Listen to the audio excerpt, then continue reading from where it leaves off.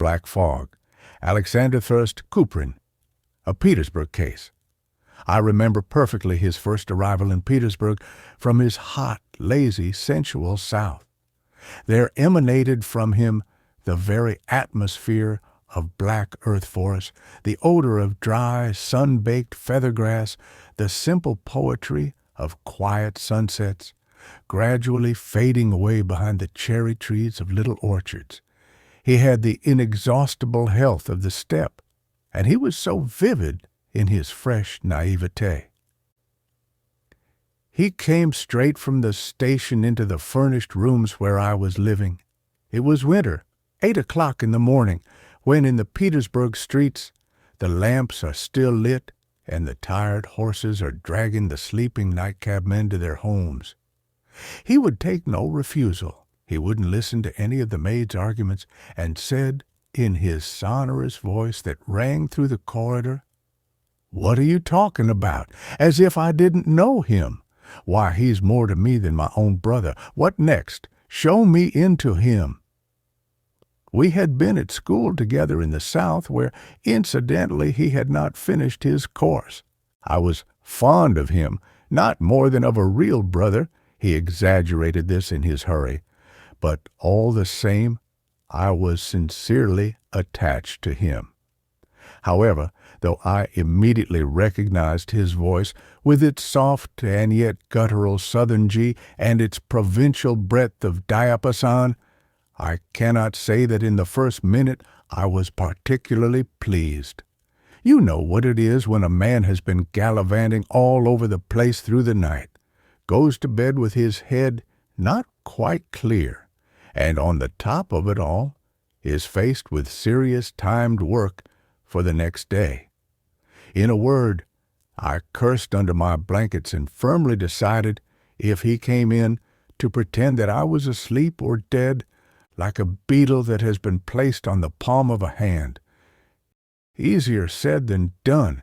He burst in like a hurricane, threw himself at me, dragged me out of bed as if I were a child, shook me, and pulled me about. It was impossible to be angry with him. The frost had given him a delightful emanation of apples and something else, healthy and vigorous. His mustache and beard were thawing. His face was burning brightly. His eyes were shining. "Well, well, how long are you going to wallow in those blankets? Get up," he roared. "Get up, or I'll smash you into little bits." "Listen, you poor benighted provincial."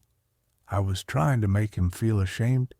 "Here in Petersburg no one gets up before 11. Lie down on the sofa, or ask for some tea, or send someone to fetch newspapers and read, but let me doze if only for half an hour." No, nothing had any effect on him. He was bursting with stories of the past and plans for the future, so filled with new impressions that he seemed ready to blow up under their pressure if I hadn't acted as a sort of safety valve. First came the greetings. It appears that, up to the present, they all remember me, are quite fond of me, and read with pleasure my articles on economics.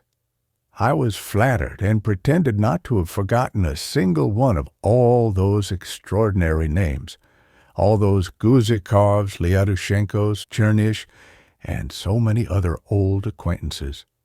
Secondly, Petersburg had utterly stupefied him. Deuce take it, what an enormous town! What do you think? At the station there were nothing but swagger cabs, not a single ordinary one. "Swagger cabs?" I repeated doubtfully. "On my honor, yes. I didn't grasp it at first, and I was in one of them before I saw that it was on tires. Well, I've let myself in, I thought. I wanted to crawl out of it, but I was ashamed to do that, and a policeman was hurrying them all. I was lucky to get out of it so cheaply, 1.50 rubles altogether. "At the very most, you ought to have paid 50 kopecks, I put in. "There you're talking nonsense. What? Give a cab on tires 50 kopecks for such a distance? Oh, and what streets you have here. And the people, oh Lord, it's worse than the ferry boats at home. They're all over the place. And on one of the bridges, there is a statue of 4 horses. Have you seen it? It's a sight. You live well here, I can see that. The whole time he kept saying at home, and you people here, drawing a line between the two as all provincials do. He was greatly struck by the fires lit at cross streets on account of the severe frost. "What's that for?" he asked with naive curiosity. I answered quite seriously. "It's an idea of the town council to heat the streets so as to spend less on fuel in government offices." His eyes grew round, and so did his mouth from astonishment, and all he could pronounce was, "Oh." The next minute he saw it and burst out laughing, laughed in long, deafening, youthful peals. I had to remind him that all the other lodgers were still asleep, that the partitions were made of papier-mâché, and that I didn't want to get into trouble with my landlady. Irisha came in with the samovar. She looked sideways at Boris with an expression of distrust and agitation, as though a horse had been received into the room. She was a regular Petersburg maid, sensitive and not without understanding. At 5 o'clock we dined at the Nevsky in an enormous and bad restaurant. The room, with its colors, the Romanians, the plush furniture, the electric lights, the mirrors, the monumental head waiter, and particularly the spectacle of the heavy, impudent, frock-coated waiters with their enormous mustaches, all this overwhelmed my country friend. During the whole meal he sat bewildered, awkward, winding his feet around the front legs of his chair, and it was only when we was having coffee that he said with a sigh, shaking his head slowly, "Yes, a restaurant. They wouldn't have believed it at home. It's a regular temple of Baal with his priests. You better take me to a place where it's simpler. Here I see only the aristocracy. Probably they're all princes and counts." But in the evening, in my rooms, he brightened up again. I asked him for the first time seriously what he intended to do with himself. Up to this, we had only touched on this question in a hurried, rather diffuse way.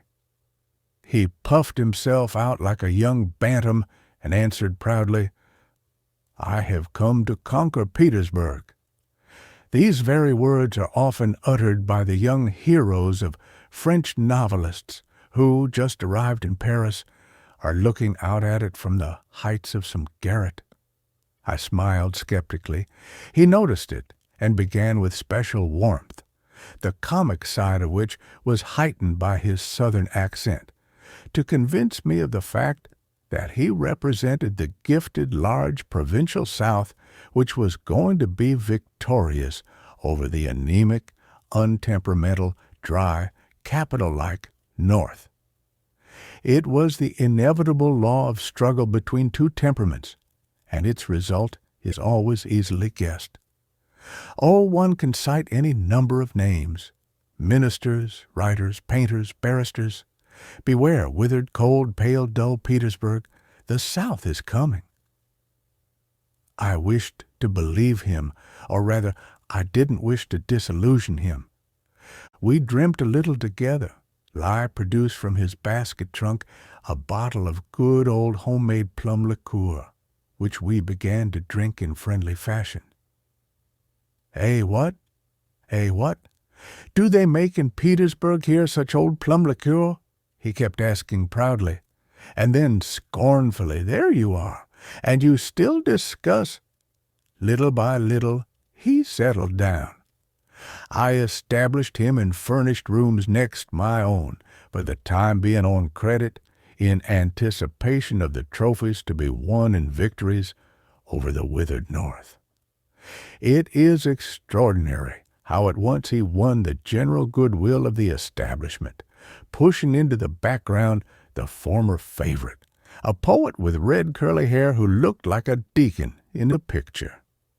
The landlady, everyone knows the Petersburg landlady of furnished rooms, a lady of full figure, 45 years old, with corkscrew curls on her forehead, always in black and very tightly laced.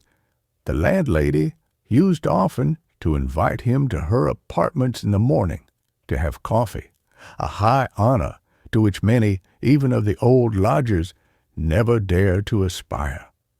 In return for this amiability, he would give her the contents of the morning papers, as well as business advice in her innumerable pettifogging transactions. Everyone wants to get the better of a poor widow. Deuce take it!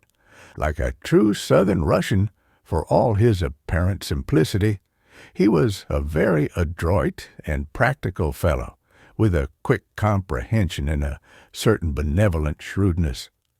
Even Irisha got used to him and regarded him, I believe, with a sort of, well, I don't want to gossip. All I will say is that in those days he was very good-looking, tall, strong, with dark, melancholy eyes and young, laughing red lips under his Ukrainian mustache. He was nearer the truth than I was, the old Petersburg skeptic. The luck was with him, probably because a bold, self-confident man can control destiny, though destiny whirls and scatters in different directions, perplexed and weak people. Perhaps, too, he was assisted by those original traits of character which he brought with him from the heart of his provincial South. Shrewdness, observation, a tranquil and open manner of speech, an innate tendency to humor, strong nerves that refused to be troubled by the chaos of life in the capital. It may have been this or that, but in any case, the South, as represented by him, obviously and successfully conquered the North. My friend quickly, in 3 or 4 days, found work for himself in connection with one of the largest railways, and a month later had attracted the attention of the authorities. He was entrusted with the revision of some plans of railway traffic, or something of the sort. The whole thing might have been easily finished in a week or two, but for some reason or other, Boris got particularly interested in it in his stubbornly insistent way. He took it into his head to frequent the public library, dragged home enormous reference books stuffed with figures, and devoted his evenings to mysterious mathematical calculations. The result of all this was that he presented the authorities with a scheme of passenger and goods trains that combined simplicity and obviousness with many other practical signs of efficiency. He was praised and attracted special attention. 6 months later, he was already in receipt of 150 rubles a month and was employed on independent work. But apart from this, he gave frequent music lessons. He was an excellent musician, wrote articles for the newspapers and technical articles on railway questions, and sang on Saturdays and Sundays in a well-known church choir, as well as sometimes in opera and light opera choruses. He was capable of an amazing amount of work, but without strain, without any effort. It came to him somehow naturally, easily, as though he were wading through it, as though it were all a joke, with that externally lazy manner of his, and always with his shrewd little smile. He would be observing something, keeping his eye on something, as though, after all, he were only playing with the present, merely testing his untouched force, while at the same time vigilantly and patiently waiting for his real opening. For some mysterious, remote object known only to himself, he was studying through the self-teaching methods of Toussaint and Langostet, French, German, and the English. I could hear him sometimes at the other side of the partition repeating, with his terrifying pronunciation, La belle bourdonne, la mouche vole.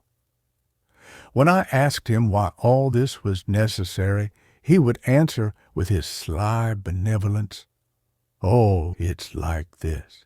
I've nothing to do." All the same, he knew how to enjoy himself. Somewhere on Vasiliev Island, he had unearthed some of his fellow countrymen, Ukrainians from Poltava, who wore embroidered shirts, with little ribbons instead of ties, and enormously wide trousers tucked into their top boots.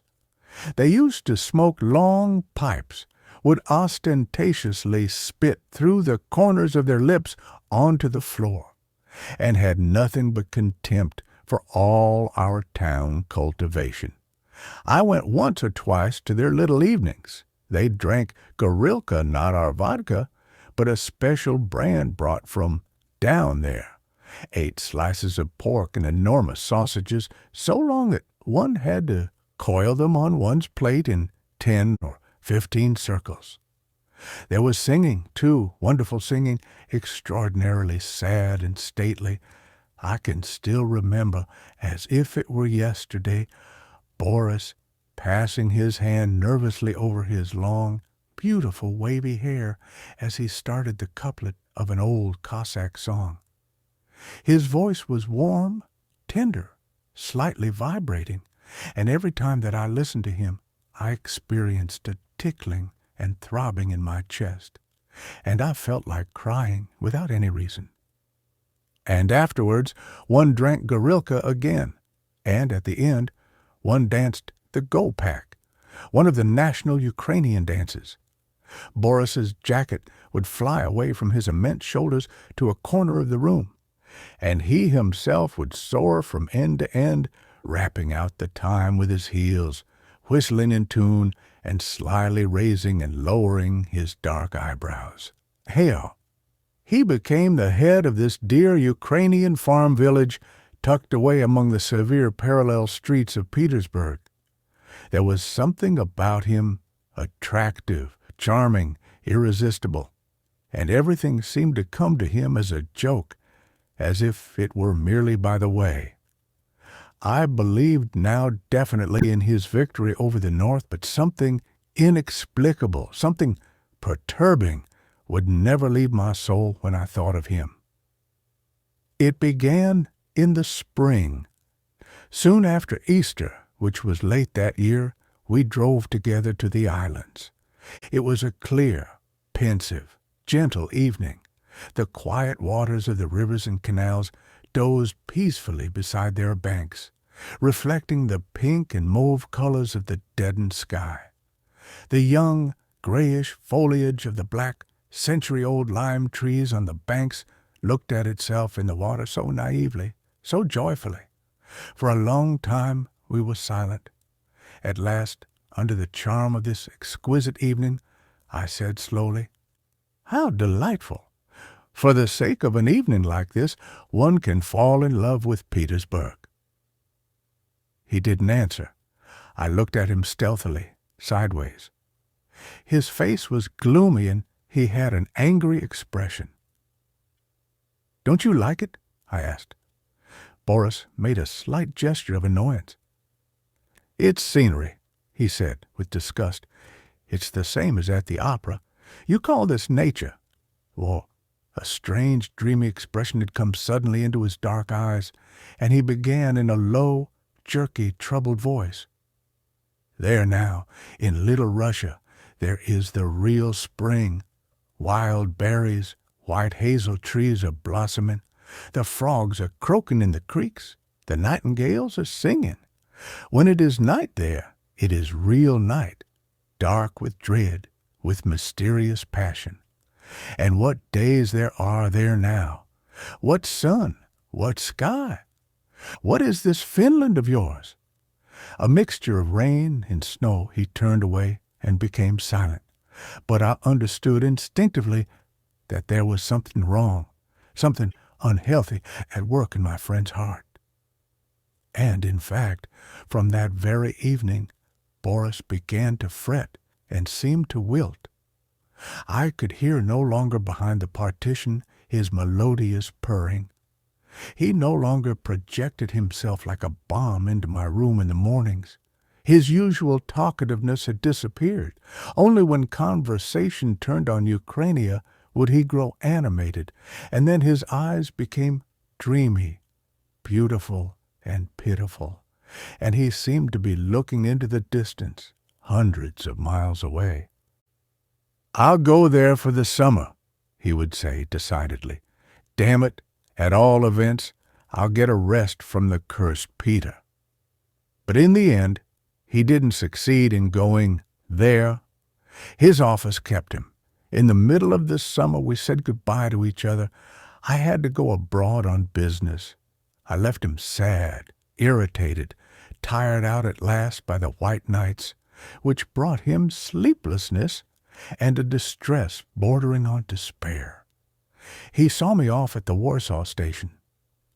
I returned in the very middle of a nasty, wet, foggy Petersburg autumn. Oh, how well I recall those first dismal, irritating impressions. Dirty pavements, thin, endless rain, a sort of gray, slimy sky, and in the background of the picture, rough dvorniks with their brooms, hunted-looking cabmen with their rumpled clothes, women with hideous sheepskin galoshes, the hems of their skirts all wet, bilious, angry people with perpetually swollen faces, coughs, and spleen. But I was still more struck and saddened by the change that had taken place in Boris. When I came in, he was lying dressed on his bed, which had not been made. His hands were folded under his head, and he didn't rise when he saw me. "How are you, Boris?" I said, seized already by a feeling of presentiment, and I met with a cold, estranged glance. Afterwards he apparently decided to greet me, for he rose as if it were a matter of duty, welcomed me, and lay down again on the bed. With great difficulty I managed to persuade him to dine with me that night at a restaurant. On the way he was silent, walked with a stoop, had an air of indifference as though he were being led on a string, and I had to repeat every question I asked. "Listen, what in the world is the matter with you? Have they changed you?" I said, touching his shoulder. He shook my hand off. "Nothing, only boredom with everything." For some time we walked on side by side without a word. Pho! I remembered his musty, neglected room, its untidiness, the dry bits of bread on the table, the cigarette ends on the saucers, and I said decidedly and with real anxiety, "I'll tell you what it is, my dear friend. In my opinion, you're quite simply ill. No, don't wave your hands. But listen to what I'm going to say. These things can't be neglected. Have you got any money?" A plan for curing my downhearted friend had quickly ripened in my mind. It was truly a rather ancient, rather trivial, and, if you like, a rather ignoble plan. I had merely decided to take him to one of those equivocal places where one sings and dances, where people don't know themselves what they are doing, but are sure that they are enjoying themselves, and through this conviction infect other people with the same illusion. Having dined somewhere or other, we turned towards the aquarium at about 11 o'clock, so as to get the atmosphere of a spree. I took a swagger cab which whirled us past the insults of the cabman, past the pedestrians all slobbered over with mud. I was supporting the shattered, thinned back of Boris. He was as stubbornly silent as ever, only once asking discontentedly, "Where are we hurrying off to like this?"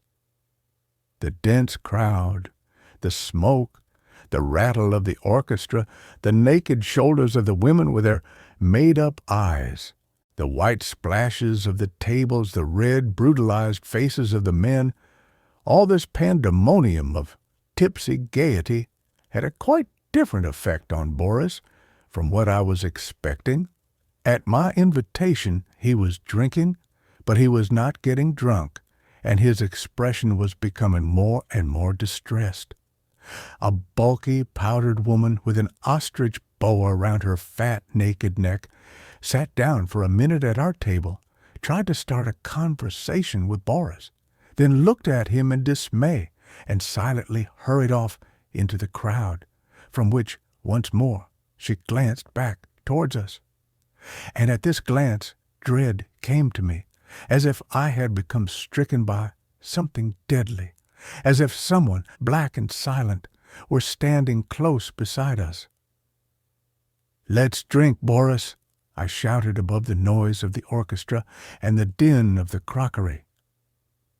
With his face puckered up as though from toothache, he formed an unspoken sentence on his lips, which I guessed to be, "Let's get out of this."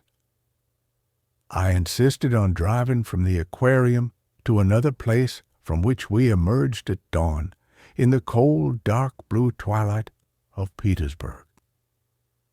The street in which we were walking was long and narrow, like a corridor. From the sleepy 5-storied stone blocks there emanated the cold of the night. The sleepy dvorniks were plying their brooms, while the chilled night-cabmen shivered and swore hoarsely. Stumbling as they strained on the cords round their chests, small boys were dragging their loaded stalls through the middle of the streets.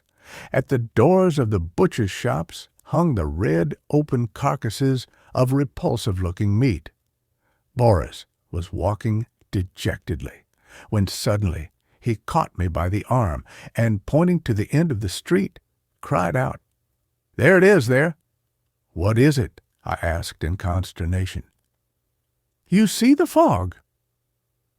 The 5th stories were drowning in the mist, which, like the drooping belly of a black serpent, was descending into the corridor-like street, had stopped halfway, and, hugging itself, was peering down, as if getting ready to spring at someone. Boris shook my arm and said, with eyes blazing in a sudden anger, "Do you understand what this is? Do you understand? It is the town that is breathing. This is not fog. It is the breath from these stones with holes. There is here the reeking dampness from the laundries, the smoke from the coal. There is here the sin of the people, their anger, their hatred, the emanations from their mattresses, the reek of their sweat, and their putrescent mouths. My curse upon you! Anathema, monster, monster, I loathe you!" Boris's voice broke and rang alternately as he shook his bony fists in the air. "Cool down," I said, taking him by the shoulders. "Come, cool down. Can't you see that you're startling people?" Boris choked and coughed for a long time.